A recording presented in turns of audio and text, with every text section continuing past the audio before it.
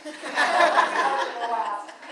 Thaddeus Johnson, whose title is Making Sense of the School-to-Prison Pipeline, Connecting Exclusionary School Discipline, Susceptibility, and Race. And Thaddeus' advisor is Eric Savigny.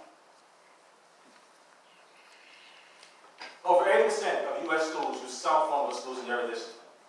Each year, millions of students are suspended or expelled, oftentimes for minor infractions like uniform violations. There are also some noted racial disparities when it comes to the use of this practice. Oftentimes, black students, even though they don't misbehave more often than others, find themselves excluded more often than others. Also, school discipline has been linked to criminal violence. But some of you are thinking, what does school discipline have to do with violent offending?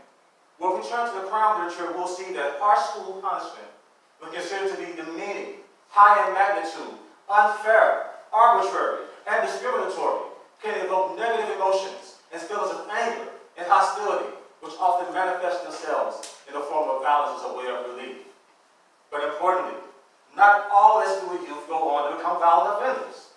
Why is this? Well, according to Agnew's theory of criminal susceptibility, some people just have traits that make them more predisposed to responding violently to negative life experiences. To test these assumptions, I use a sample of over 1,100 serious male juvenile offenders adjudicated in 2 major U.S. cities.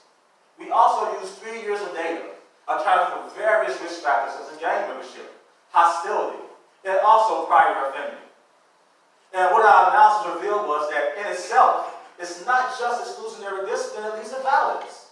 However, when we account for race and level of susceptibility, what we found out is that exclusionary discipline is only predictive of violence among black juveniles only. How can this be? Oftentimes, excluded youth come from disadvantaged neighborhoods.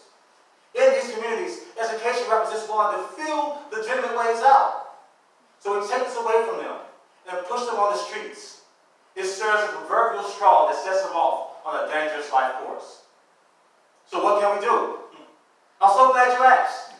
There are 3 things that we can do. Number 1, the schools can involve parents and the school counseling staffs in the disciplinary decision-making process.